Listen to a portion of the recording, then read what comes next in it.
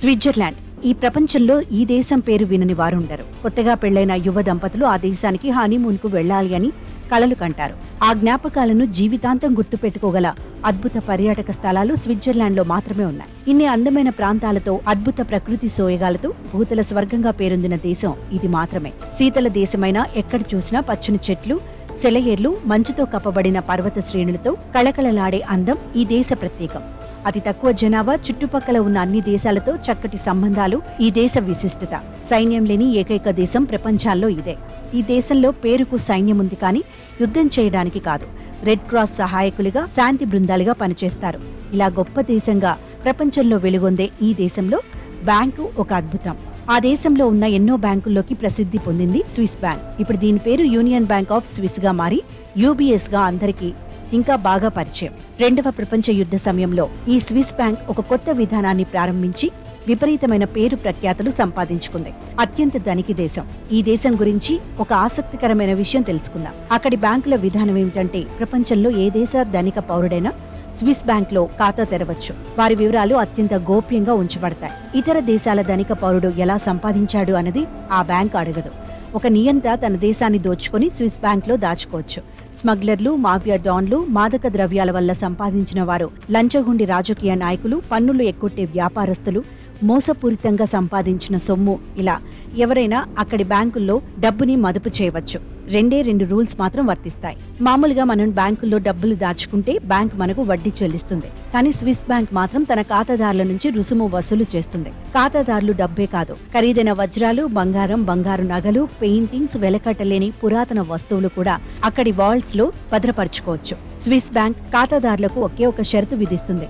ఇది మొదటి రూల్. ఖాతా తెరిచినప్పుడు ఫోటో, చిరునామా ఏది అడగదు.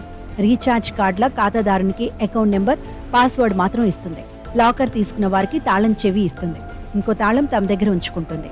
లాకర్ అంటే మనకు ఇచ్చే లాకర్ సైజు నుంచి కావాలంటే ఒక పెద్ద గది అంత లాకర్ కూడా అద్దెకిస్తారు. ఖాతాదారులు దాచుకునే వస్తువులను బట్టి లాకర్ పరిమాణం ఉంటుంది. ఈ లాకర్స్ అవి కూడా భూమిలో 4-5 అంతస్తుల కింద ఉంటాయి, పటిష్టమైన భద్రతతో. ఇప్పటిదాకా ఒక్కసారి కూడా ఆ లాకర్స్ దొంగలు దోచుకోలేకపోయారు అంటే ఊహించుకోవచ్చు ఎన్ని రకాల భద్రత వలయాలు ఉన్నాయో. బ్యాంక్ ఖాతాదారుని గుర్తుపెట్టుకోదు. అకౌంట్ నెంబర్, పాస్వర్డ్ చెప్పిన వ్యక్తికి ఖాతా నుంచి డబ్బులు తీసుకునే సౌకర్యం ఉంది.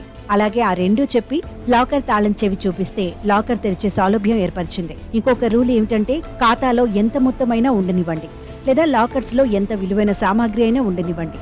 బ్యాంక్ నిర్ణయించిన కాల పరిమితిలోపు ఖాతాను వాడకపోతే, అంటే ఒక 10 ఏళ్లు లేదా 20 ఏళ్ల కాలం కావచ్చు, అప్పుడు ఆ ఖాతాను జప్తు చేసి అందులో ఉన్న మొత్తాన్ని ప్రభుత్వానికి అందజేస్తారు. రెండవ ప్రపంచ యుద్ధ సమయంలో ప్రపంచంలో అత్యంత ధనవంతులు యూదులు. Germany, Poland, Austria, France, England, Luxembourg, Netherlands తదితర దేశాల యూదులే కాకుండా అమెరికాలో ఉన్న యూదులు కూడా ఈ బ్యాంకులో లెక్క పెట్టలేనంత డబ్బులు, బంగారం, వజ్రాలు, పెయింటింగ్స్, కళాఖండాలు దాచుకున్నారు. అదంతా వారి కష్టార్జితం.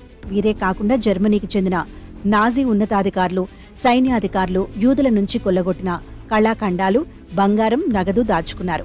యుద్ధ అనంతరం యూదులు, అధికారులు, సైన్యాధికారులు తమ సొమ్ముని తీసుకోవడానికి చాలా మంది తిరిగి రాలేదు. ఆ తర్వాతి సంవత్సరాల్లో వివిధ దేశాధినేతలు, నియంతలు, మాఫియా డాన్లు, మాదక ద్రవ్యాల అక్రమ రవాణాదారులు తమ అక్రమార్జనను ఈ బ్యాంకులో దాచుకుని తిరిగి రాని వారున్నారు.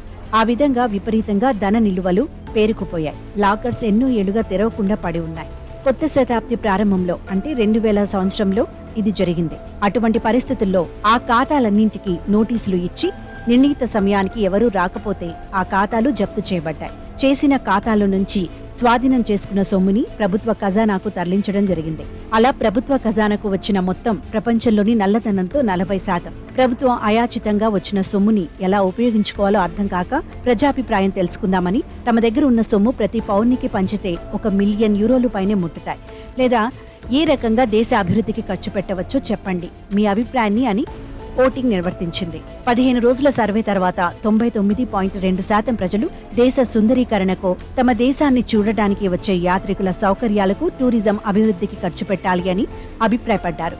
దేశాభిమానులైన స్విట్జర్లాండ్ ప్రజలకు ఇదో పెద్ద విషయంలా అనిపించలేదు.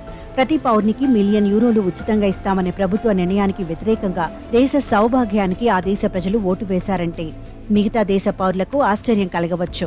ఆ దేశ పౌరుల నిశ్చిత అభిప్రాయం ఏమిటంటే ఎందరో ఎన్నో విధాలుగా అన్యాక్రాంతంగా సంపాదించి అమాయకుల నుంచి కొల్లగొట్టి దాచుకున్న సొమ్ము తమకు ఉచితంగా ఇచ్చినా వద్దు అనేది. మన దేశంలో అయితే ఉచితాలకు చచ్చినవాడు కూడా లేచి వస్తాడు.